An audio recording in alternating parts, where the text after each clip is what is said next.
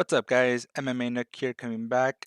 I know I ghosted. I know I made that big announcement almost about a month ago, but it was a bit tough trying to get these UFC cards sorted because it just seems like the UFC was trying to get their bearings coming into the year. I mean, first off, I did want to make that video with, let's take a look at it here. Past events, pretty please. With Derek Lewis and Sergey Spivak. And I was, of course, John Jones versus Gone, which will be a video later on.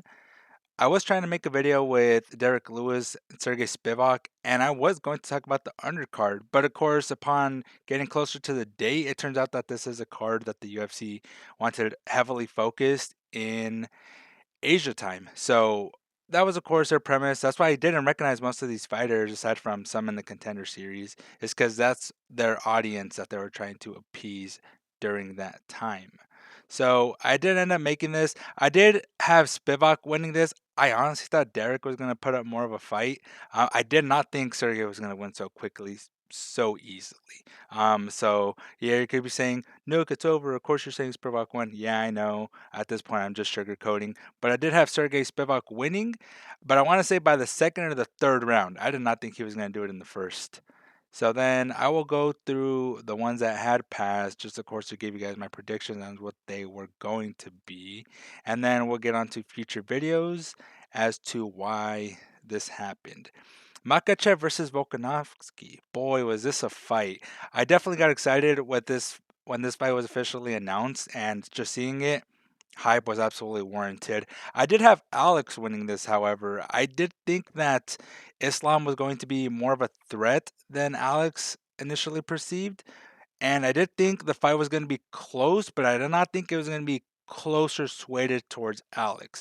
Now, I do think Islam is warranted the win, and yes, you could make an argument for Alex winning as well. I would not deny that, but I do feel like Islam actually is the winner of this fight, even though I did have my predictions for Volkanovski winning. I did think it was going to be close, and my prediction, of course, no, it's over. Of course, yeah, I know. I know I should have made these videos, but I did think the fight was going to be close in in favor of Alex. However, I don't really have much of a problem with Islam winning. I did think that Islam was definitely warranted.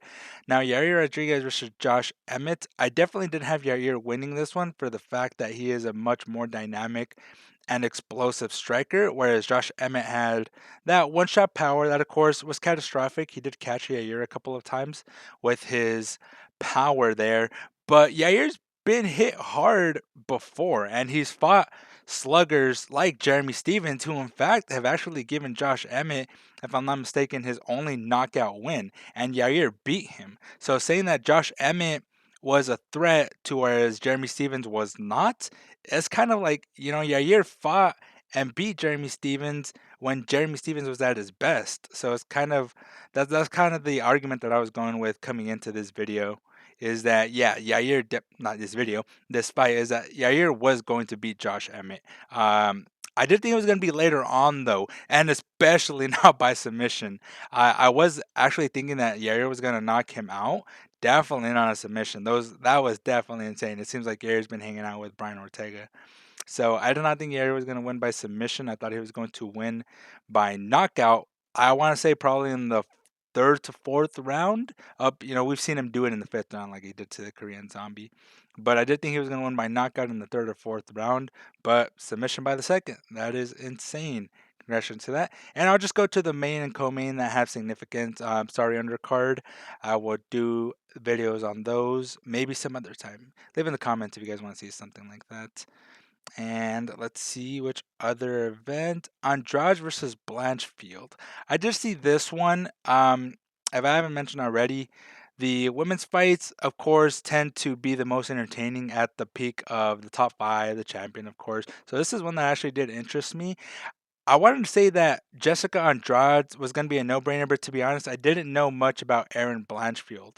And the fact that she was such an anomaly is kind of why I didn't want to pick Jessica Andrade right away. So with this one, if I had made a video on it, I was actually going to say no prediction, because I know Jessica Andrade, of course, former champion, who, in my opinion, got a little.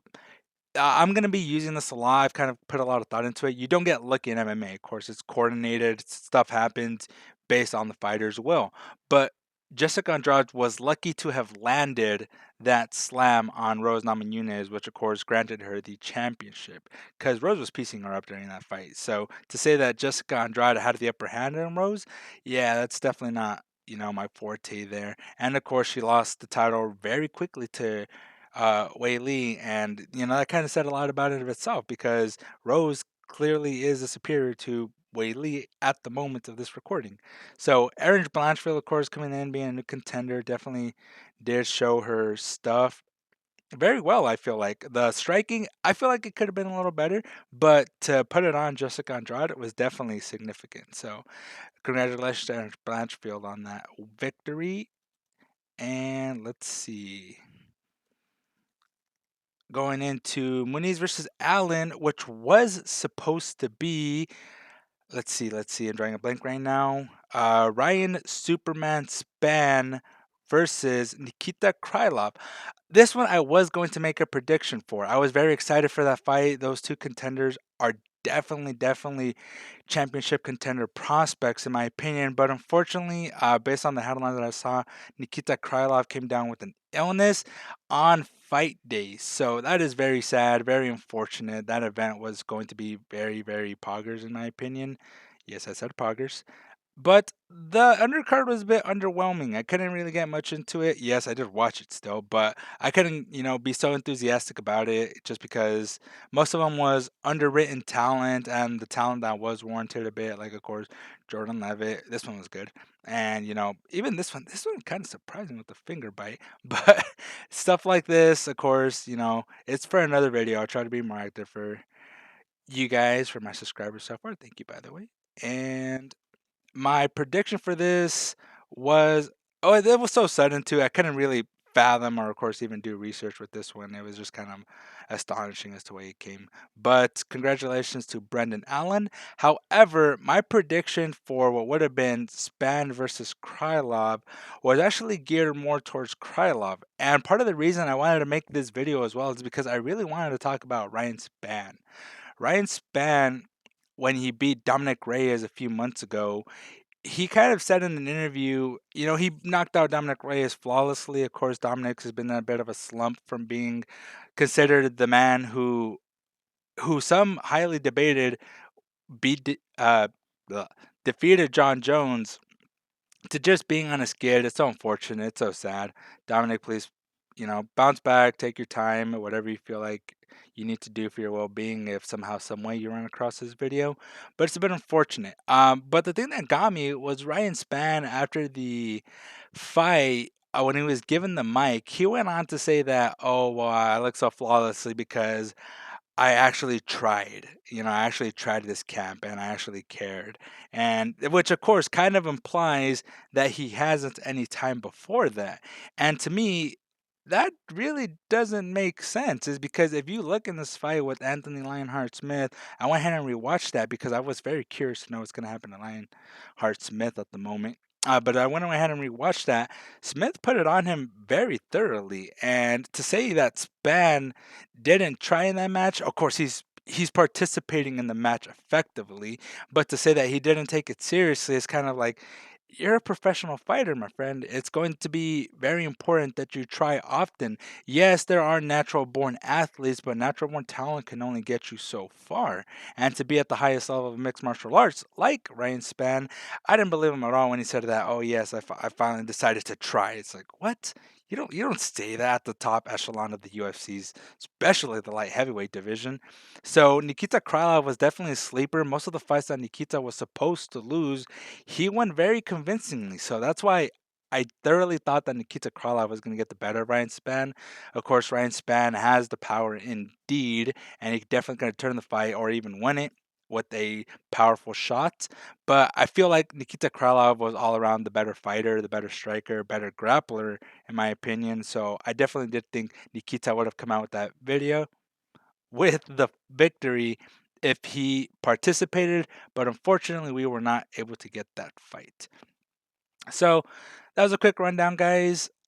of essentially what I wanted to talk about when I want to talk about it. These fight cards are stacked for the next coming weeks and the next coming months. So definitely do expect videos for these, as I am very excited to be talking about most, if not all of these fights. They're just so amazing. Look at this. We have Jones versus Gane in a few days, Yan versus Dawashvili in a few more days, pretty much in 2 weeks. Edward versus Usman. I can't wait to talk about this one. The second fight actually made me want to make the second fight before it happened made me want to make this channel a lot sooner, but unfortunately some stuff came up, so I'm very excited to talk about Edwards versus Usman 3. Vera versus Sandhagen, the fight that was so hyped that the UFC actually took it out of the Apex and decided to put it in an arena, which these gentlemen definitely do deserve justice. This is definitely a fight you guys have to tune in for. So that does it for this recap, guys. I'm sorry I was not able to make these videos as I mentioned, but hopefully this quick rundown was able to give you guys a bit more insight of what my opinion was coming into this. So, coming to you with John versus Gone as soon as I can. And don't forget to like and subscribe. Comment down below if you think any of my opinions were definitely not warranted. Or, in fact, if you thought that some of my callouts would have actually been, opposite. So, just comment down below, subscribe, like, and stay tuned for Jones versus Gone later on. Bye bye.